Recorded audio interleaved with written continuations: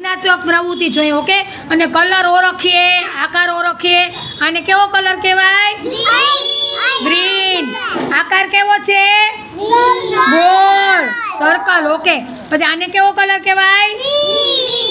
પછી આકાર કેવો છે? ચોરસ. પછી આને આને આને કયો કહેવાય આકાર? કલર રેડ છે. પછી આકાર ષટકોણ જેવો છે. જો છે ગોળ. ફૂલ કહેવાય ને. શું કહેવાય? ફૂલ.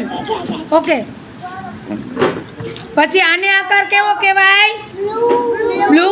અને આકાર લંબચોરસ. ઓકે, લંબચોરસ. આને કે શું કહેવાય? બ્લુ કલર છે. આકાર કેવો છે? ષટકોણ. શું કહેવાય? ષટકોણ. ઓકે, પછી આને કલર કેવો છે? યલો. પછી આને કયો કલર કહેવાય? રેડ. સરસ. હા બેટા.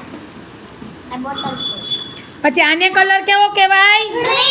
ગ્રીન. સરસ સરસ સરસ. બધા ક્લેપ કરો. હાલો બધા ફટાફટ. સરસ મજાના ક્લેપ કરો. સરસ. બધા ક્લેપ કરો. બધા એની નામ આપીશું. ઓકે.